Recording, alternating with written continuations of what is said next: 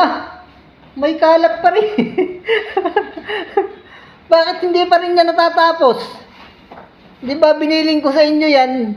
Naligpitin. Meron pa dito sa loob. Hindi matapos-tapos ang ligpitin ninyo. Alam ko na sasabihin niya ni Bossing.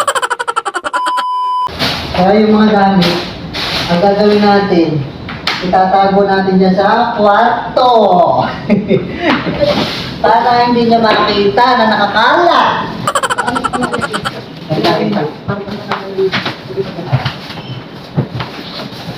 Ano te? Isulong mo na to?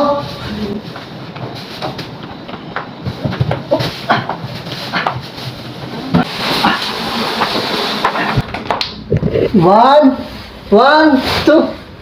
Hindi ko kaya. Bakit mabigat? Mali. Saan ito lalagay? Saan lang taas?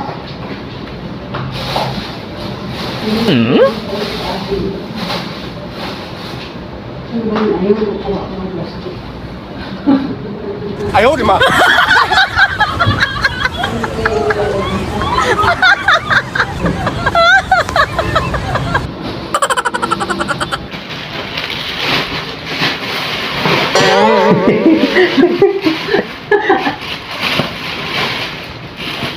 Yun.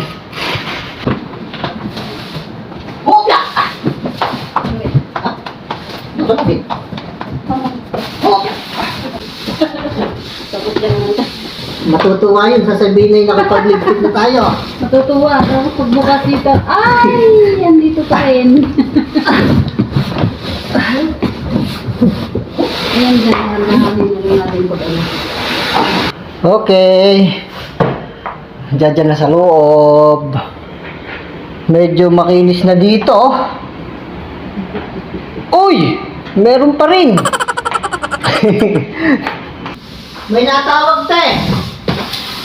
Baka si Busing. I-check natin. I-check natin yung pagpasok ni boss mamaya. Yan, pagpasok dito, syempre, makalat yun eh. Yung pag-alis niya kanina, sobrang kalat. Pinapaligpit sa amin yung mga kalat. Ayan. O, syempre, di ba wala nakakalat-kalat. Yan, matutuwa si boss. O, pagpasok niya dito, wow! Wala na yung mga kalat dito, yung mga karton. O, di ba?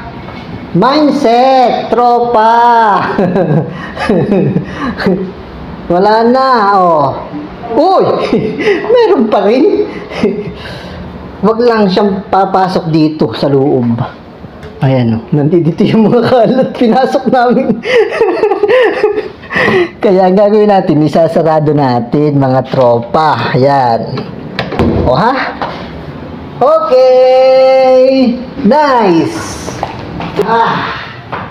Tapos, ang laban.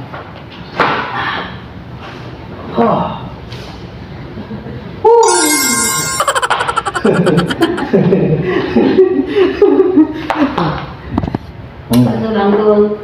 Ano? Pasok niya doon sa loob.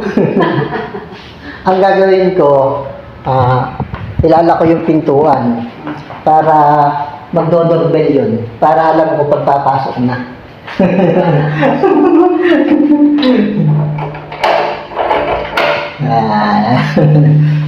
Hintayin lang natin yung doorbell ni boss. Parating na yun.